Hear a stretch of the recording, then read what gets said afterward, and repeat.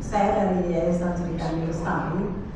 Jadi awal kita ke Pangkalan Susu itu tahun 2017. 2017 kalau nggak salah PLTU Pangkalan Susu 1-2 itu baru beroperasi, dan yang 3-4 dalam tahap pembangunan. Nah, kendalanya adalah pertama kita datang ya, itu kita ngobrol dulu sama kepala desa. Jadi ada kepala desa yang menerima, ada kepala desa yang menolak. Nah, salah satu kepala desa yang menolak itu sampai sekarang ini menolak itu dari pintu Anil. Bahkan kita sampai dikatakan kita membawa ajaran PKI. Jadi katanya kita akan mengambil aset desa yang sangat berharga. Apa yang sangat berharga? Aset desa itu tanah. Orang ini mau ngambil tanah kita. Jadi itulah bentuk fitnah yang dilakukan agar supaya masyarakatnya itu nggak pintar. Nah, baru kemudian kita melakukan survei tentang sebelum ada PLTU dan setelah ada PLTU. Di situ terjawab bahwa warga Pangkalan Susu itu nggak ngerti dampak dari pembakaran batu bara untuk dia itu seperti apa. Bahkan yang di Pulau 9 sendiri itu diedukasi bahwa limbah PLTU akan mendatangkan udang-udang yang ada di Medan. Nah, ya ada udang-udang yang ada di Medan akan datang semua kemari untuk memakan limbahnya. Jadi nelayan ini gini berpikiran, wah berarti udang aja mau kok, ya kan? Nah, berarti ramah lingkungan dan nggak berbahaya. Itulah asumsi dari masyarakat Pangkalan Susu. Apa yang bisa kami ini alasan untuk bisa menolak, gitu ya kan? Kalau memang kami saat itu dibodohi, waktu itu ada camat, sosialisasinya ada camat, ada polsek, baru kemudian ada Babinsa dan pihak TNI Angkatan Laut ada di situ. Memang ketika dari perwakilan PLTU itu mengatakan bahwa limbahnya itu mendatangkan udang, mereka ketawa-ketawa. Baru disadarilah sama warga. Itu ngomongnya gini, lo berarti waktu itu aku diketawain karena kebodohanku ya. Karena kami percaya semua gitu. Baru kita edukasi dan mereka paham. Karena waktu kami datang, itu warga semuanya itu sudah mengalami batuk berkepanjangan, susah sembuh. Kalau dikatakan musiman, penyakit musiman, flu musiman, biasa 3 bulan udah sembuh kan? Ini enggak, ini udah bertahun. Jadi warga itu mengalami penurunan perekonomian, penurunan kesehatan, dan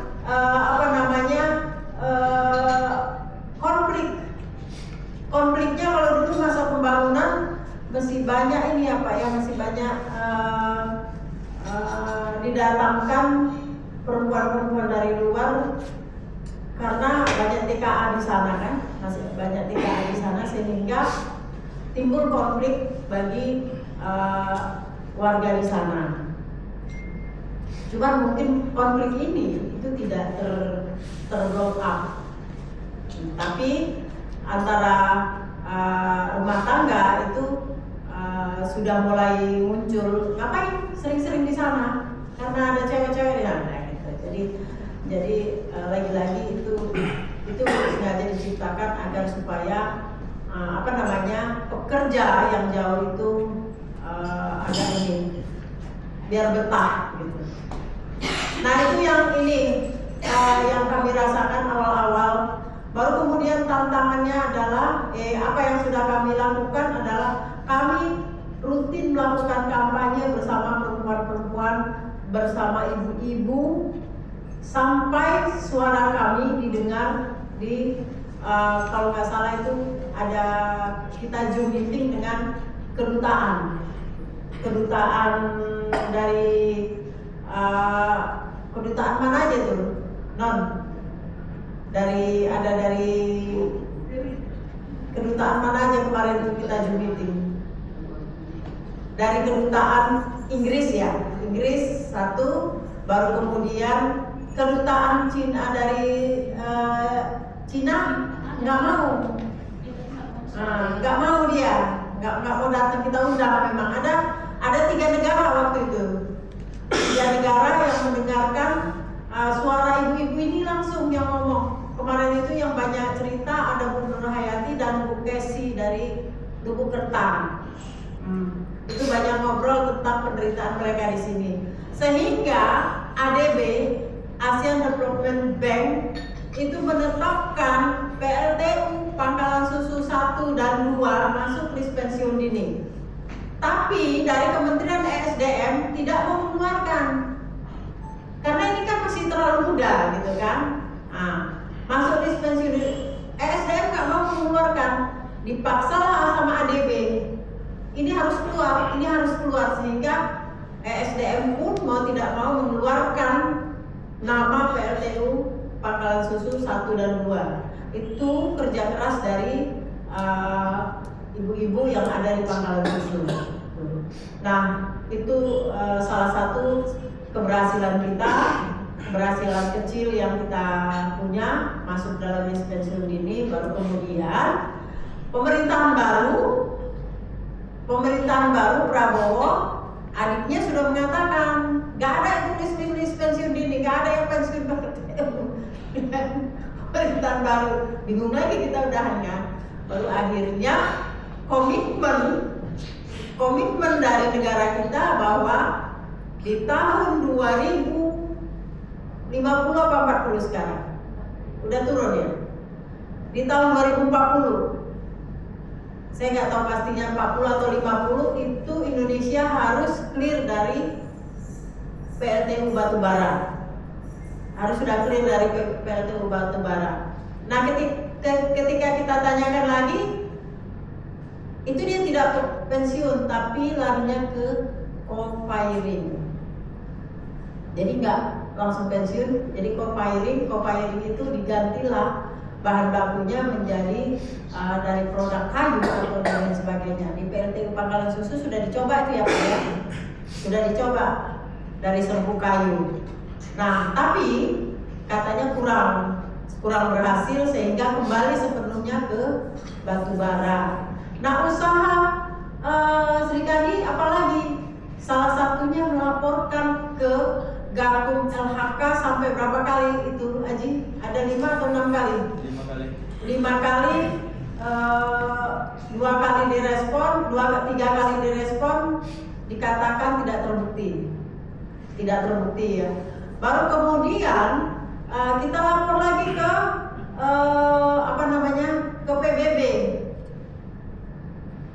Dipanggillah pemberi dananya, Cina.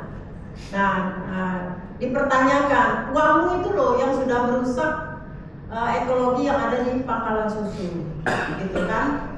Tapi nggak tahu, sepertinya negara kita cukup kuat untuk melindungi itu, gitu ya kan?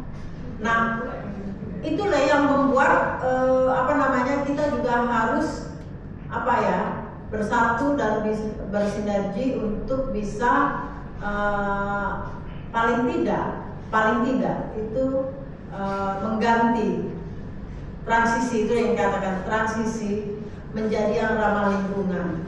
Jadi begitu saya masuk kemarin itu, saya sudah berkoar-koar tentang problem krisis iklim. Mungkin Pak Abi tahu, Pak Abi pernah mendengar suara saya tentang krisis iklim. Pak Dayat juga tahu suara saya bercerita tentang krisis iklim. Suhu bumi ini sudah naik, sudah di atas 1,5 derajat. Jangan sampai kita menaikkan lagi. Caranya apa? Salah satu penyumbang utama adalah terjadinya krisis iklim adalah industri ekstraktif, yaitu PLTU Pangkalan Susu. 40% lebih dia menyumbang terjadinya krisis iklim. Sisanya itu itu karena hal-hal lain, seperti misalnya sawit dan lain sebagainya. Itu yang selalu saya katakan, dan terjadilah bencana ini. Terus yang kena siapa? Warga. Sungguh kasihan. Saya miris melihatnya. Mungkin itu yang bisa saya sampaikan. Terima kasih. Oke, terima kasih Bu Nini atas penyampaiannya. Selanjutnya boleh ke Ustaz Adi. Cerita pengalaman Ustaz aja. Iya. Assalamualaikum warahmatullahi wabarakatuh. Alhamdulillah, sallallahu wasallam ala Rasulillah. Bercerita tentang PLTU mungkin ya tidak terlepas dari pengalaman kami di Pondok Pesantren Darussalam. Ya, itu memang kalau dari pondok kami corong asapnya itu nampak sekali, jelasnya. Nah, cuma memang kalau dia siang nggak begitu nampak, tapi kalau malam menyala ya. Dan itu memang tanpa kita sadari sebenarnya kalau kita perhatikan sekali itu ada seperti apa namanya, kalau kita bakar api itu bekas bakarnya itu jatuh-jatuh ya. Memang ada itu. Kan asap namanya kan, membakarnya. Kami di Pondok Pesantren itu memang salah satu wilayah yang sangat terdampak. Apalagi ditambah santri-santri itu kan memang dari dulu dimanapun pondok pesantren ada apa namanya ya, penyakit gatal. Bisa jadi dengan adanya itu ya semakin bertambah gitu kan. Kita tidak memungkiri juga ada hal-hal positif sejak terbangunnya PLTU. Tidak kita pungkiri adanya lapangan pekerjaan walaupun tidak maksimal, terjadinya pembangunan jalan di aspal, masyarakat semakin makmur dari tingkat ekonomi walaupun tidak merata. Tapi kita tidak juga pungkiri bahwasanya memang ada hal-hal negatif yang memang terjadi di Pangkalan Susu. Yang pertama sekali sebenarnya yang saya perhatikan dengan perkembangan zaman ini, apa namanya, perubahan karakter penduduk. Sebenarnya ini mungkin agak lari dari masalah energi, dimana penduduk itu anak yang apa namanya, perkembangan zaman Bu ya. Masyarakat itu khususnya remaja itu semakin berubah pola tingkah laku dan karakternya ke arah negatif. Dulu mungkin narkoba sudah masih dipakai orang yang sudah dewasa, ini anak-anak SD sudah pakai. Itu satu. Ditambah lagi memang apa namanya, bagi saya yang memang asli Pangkalan Susu menganggap bahwa kurangnya perhatian dari perusahaan dalam pembinaan, mungkin bagian apa tadi, kesehatan warga di Pangkalan Susu itu sangat kurang sekali. Kalau kita tengok tadi cerita-cerita tadi apa kemarin ya, CS area itu saya pikir juga ada. Dan kami pondok pesantren juga, saya nggak tahu itu dana CS atau apa, tapi kita ditawarin pernah mendapatkan bantuan. Ditanya sama saya waktu itu manajernya datang, ya saya tembak saja Pak. Jadi waktu itu mereka datang mau ngasih bantuan anak yatim. Saya bilang sudah sekian puluh tahun saya bilang Bapak berdiri corong asap itu, Bapak itu cukup jelas. Tapi belum pernah Bapak memindahkan kaki di pesantren ini. Ada dua lupa pesantren. Saya bilang, oh ya Ustaz, jadi kira-kira apa yang bisa kita bantu kan gitu ya. Ya Bapak tengok aja mana yang kurang. Tapi waktu itu saya minta teras untuk masjid. Oh ya udah, teras masjid. Kebetulan memang butuh bantuan. Waktu itu saya masih mengisi pengajian di masjid PLTU. Jadi setelah saya pengajian itu ada beberapa minggu memang dikasihnya 25 juta. Ustaz ini tahap pertama, nanti ada tahap kedua dan tahap ketiga. Oh berarti 75 gitu kan? Karena kita mau buat itu nggak mau harian, biar hemat cepat gitu kan. Jadi saya tambah uang saya 50, saya bangunlah teras masjid. Habis jadi, itulah salah saya tadi. Setelah saya datang, uangnya hilang. Jadi saya membangun masjid itu dengan duit saya pribadi 50 juta, alhamdulillah. Cara Allah untuk bangun masjid, yang penting jadi ya kan. Nah, ini kisah dan ini memang sering terjadi di banyak lembaga sebetulnya. Kalau bantuan air juga ada, mereka menawarkan kalau memang Ustaz mau ini kita masukkan air Ustaz, tapi enggak untuk masyarakat, untuk pesantren aja. Jadi satu titik.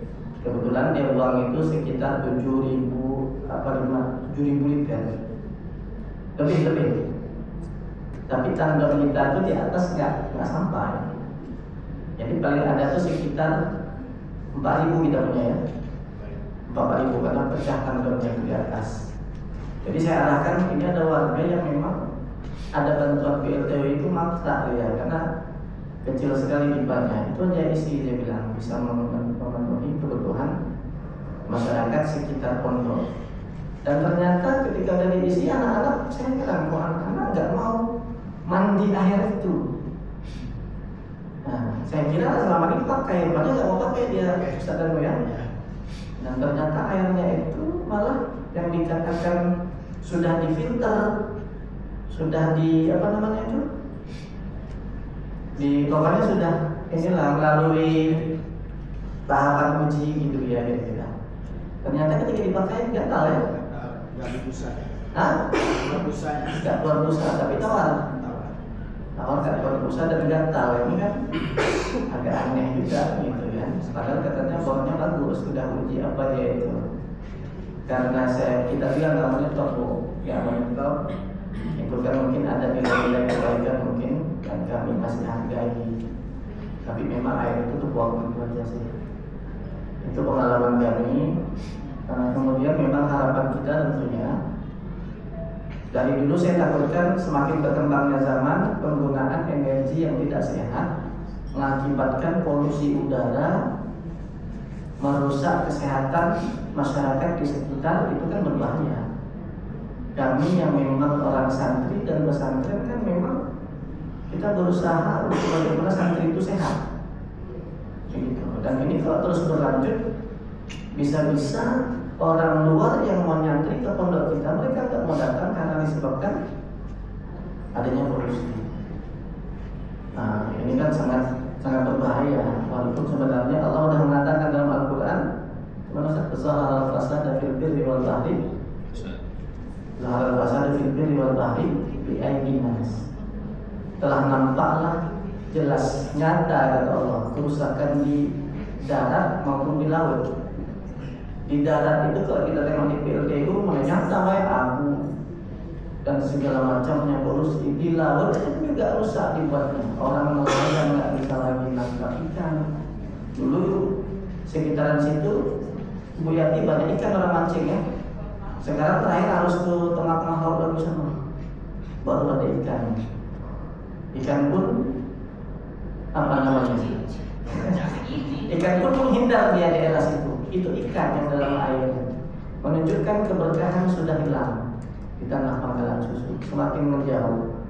Mudah-mudahan adanya lembaga yang serikandi ini, walaupun nanti hasilnya itu belum seperti yang kita inginkan, setidaknya ini jadi rem bagi mereka untuk melakukan tindakan-tindakan yang melewati batas. Jadi ada apa namanya kontrol sosial gitu ya. Ada orang yang terus kita sebagai rem lah bagi mereka. Boleh perhatikan nih, aturnya tadi larinya 80-100, ada orang nih 40 aja gitu. Dan terus menerus, dan saya yakin dan saya sangat hakul yakin orang-orang yang memang mempedulikan lingkungan sekitar, kesehatan masyarakat sekitar, menjaga kelestarian lingkungan adalah bagian dari mujahid fisabilillah. itu merupakan salah satu ibadah tanpa kita sadari. Jadi sini saya ceramah sedikit nih Bu, ceramah di awal ya. Karena ibadah ini Pak kan macam-macam nih. Ada orang yang sedang puasa, bangun malam, senang di ibadahnya itu. Kalau sekarang ini korban banjir, ada yang senang dia itu sedekah, ngumpulin dana, padahal nggak sholat. Itu ibadahnya ya itu, nanti akan dinilai oleh Allah itu. Memang sama itu, makanya nih ibadah itu sangat banyak. Ibadah itu banyak karena setiap orang memiliki kecenderungan yang berbeda untuk melakukan satu kebaikan, dan saya yakin pahala Bapak Ibu sekalian dalam hal ini akan dinilai besar di sisi Allah ketika kita memperhatikan lingkungan. Asal didasari dengan keikhlasan, maka insya Allah ini juga termasuk bagian ibadah dan termasuk fisabilillah. Mungkin itu saja dari saya. Lebih dan kurang mohon maaf. Allahumma fiq ila aqamil karim. Wassalamualaikum warahmatullahi wabarakatuh. Waalaikumsalam. Terima kasih Ustaz Adi. Selanjutnya kalau saya Dayat mungkin boleh cerita pengalaman yang dialami misalnya oleh keluarga gitu, apa aja setelah PLTU yang mungkin ada sakit atau gimana. Silahkan Ustaz. Assalamualaikum warahmatullahi wabarakatuh. Alhamdulillah, nahmaduhu wa nusalli wa nusallim ala rasulil karim. Berkenaan dengan apa yang kita atau kami alami selama ada PLTU ini, hal-hal yang mungkin pengalaman mungkin yang tampak sangat jelas itu saya kira adalah udara yang semakin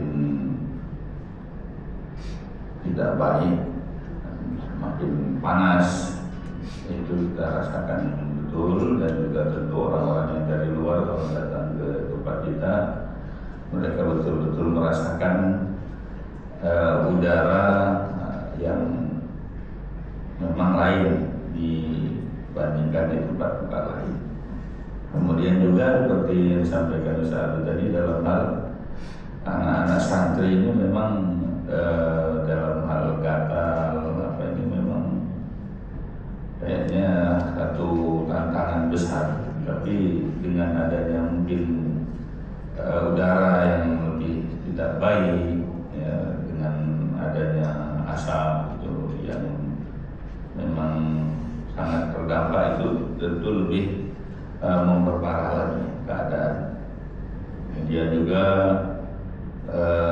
tanah itu tentu kesuburannya dalam hal kita bercocok tanam dan juga hama-hama penyakit, saya kira juga itu ada dampaknya gitu, yang kita kalau menanam itu saya rasakan untuk dalam perawatannya lebih berat daripada di tempat-tempat lainnya. Itu dalam pengetahuan saya ya. Kemudian dalam hal kehadiran ya, sebelum kehadiran kita memang kan mendapat angin segar. Angin segar mungkin yang saya ketahui dulu masih saya kecil-kecil itu kan, dia mulainya kan udah lama sekali dari awal itu akan ada pembebasan lahan akan dibayar mahal, sehingga saya perhatikan dulu orang-orang tua santri melakukan diskusi untuk pembebasan lahan dan lain sebagainya. Lahan jangan dijual, nanti akan dibebaskan PLTU, seperti itulah angin segar gitu ya. Kemudian dari lapangan kerja, kemudian dari perputaran ekonomi yang semakin baik, itu seperti yang disampaikan tadi, AMDAL ya. AMDAL itu kayaknya memang tidak betul-betul sosialisasikan hingga masyarakat ini tidak mengenal. Masyarakat hanya mendapat angin segarnya saja. Dan kemudian yang satu hal yang seperti disampaikan dari CSR 2-4%, mungkin itu kecil, tetapi saya kira itu pun sudah sangat lumayan jumlahnya kalau seandainya memang diarahkan kepada masyarakat tentunya. Tetapi yang seperti yang kita dengar dari apa yang dipaparkan Ibu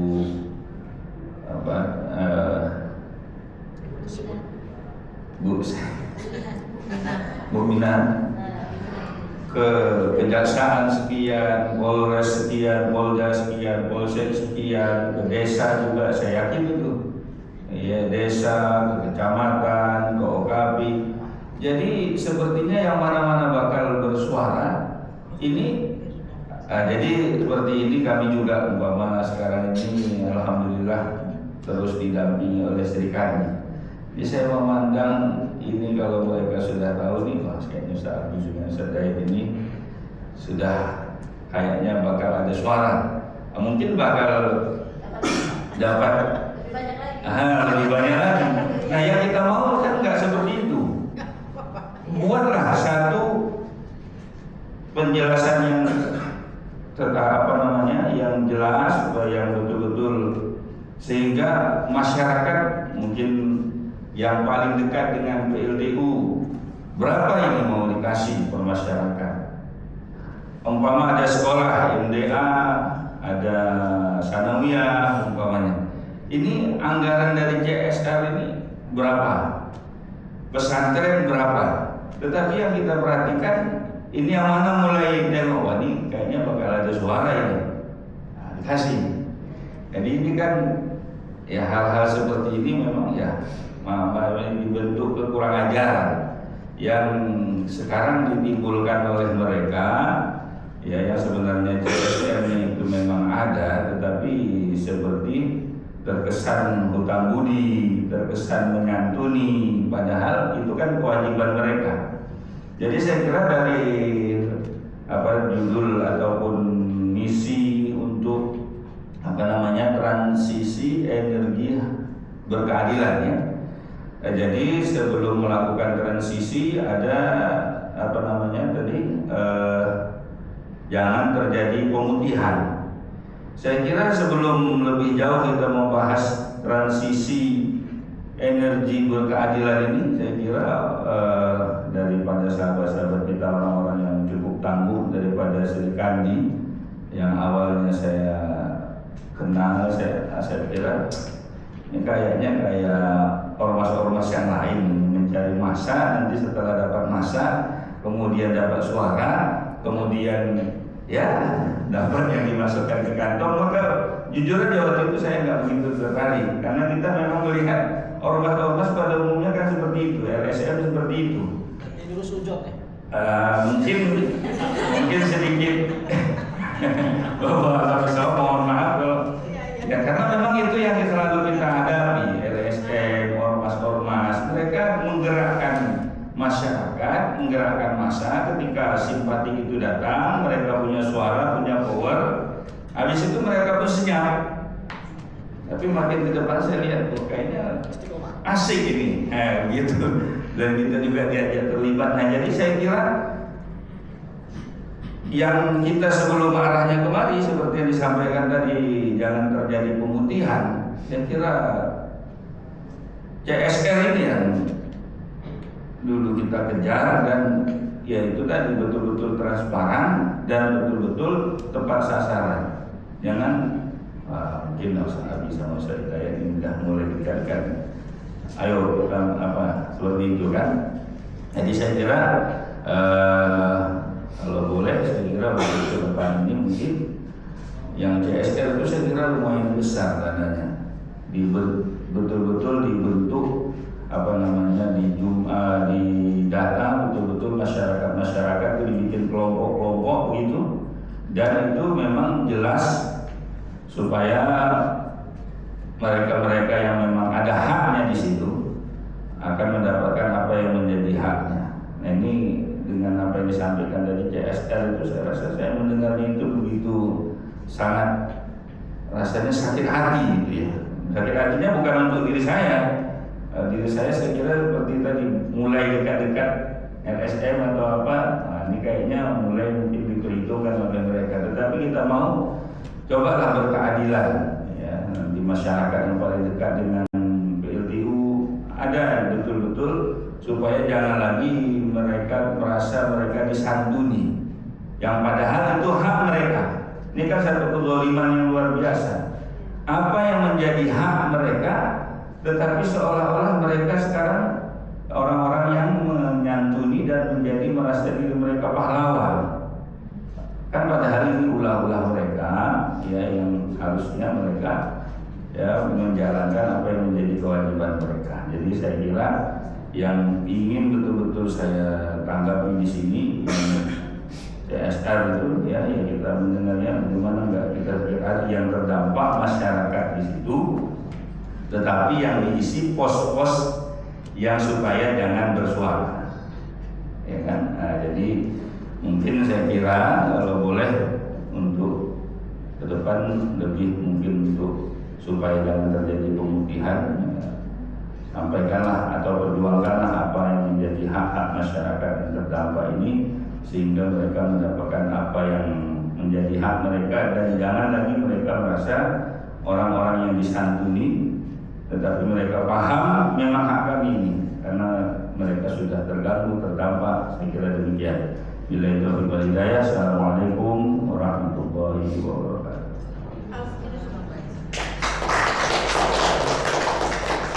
Ini salah sedikit, mungkin aku nambahin sedikit. Jadi itu tadi Pak Ustadz tadi kami mengatakan bahwa sebelum terjadi pensiun yang kita usulkan atau transisi yang kita usulkan, itu kita akan mengusulkan ada kompensasi untuk warga yang sudah dirusak alamnya dan sudah dirusak perekonomiannya. Itulah mungkin aku pikir itu mungkin lebih dari CSR yang kita harapkan. Jadi ada dana pemulihan untuk lingkungan semuanya yang ada di situ. Jadi kedepannya ya kita harus juga selektif ketika ada pembangunan, ini untuk apa, karena semuanya itu untuk masa depan anak cucu kita. Kalau kita udah selesai lah ini ya kan, tapi anak cucu kita ke depan itu kita harus wariskan lingkungan yang baik dan lingkungan yang berkelanjutan. Itu adalah misi kita. Itu sih tambahan dari saya. Terima kasih. Oke, terima kasih banyak untuk Ibu Mimi dan Ustaz Hidayat atas penyampaiannya. Iya, karena masalah cuma juga nggak perlu pusing dan penyimpulan karena ada cukup ringkas. Saya persilakan kembali ke materi. Selanjutnya saya serahkan kepada Kak Wina. Oke. Untuk Bapak Ibu semuanya, nanti sebelum sholat Jumat kita boleh check out dulu. Check outnya kan terakhir jam 12 ya. Selesai sholat jam berapa? Selesai sholat? Iya, sholat jam berapa sih? Satu yang 15. Oh, udah selesai. Berarti boleh check out dulu ya Bapak Ibu sebelum sholat Jumat. Nanti orang taruh di sini aja, Bapak. Guru pikir dulu boleh, foto bersama dulu. Iya, boleh foto bersama dulu ya. Pukul berapa kita ketemu di sini lagi? 1:30 ya? 1:30 kita sudah di sini dan ngomong. Pak, istirahat 1:30 kita di sini. Masih banyak PR kita. Saya katanya mau ke mall tadi kan. Oh, boleh Pak Ustaz. Ya, 1:30. Sampai 60 kita dari sini ya Bapak Ibu. Saya mau undang Bapak Ibu semua untuk ke depan, kita sesi foto dulu. Soalnya saya Dan yang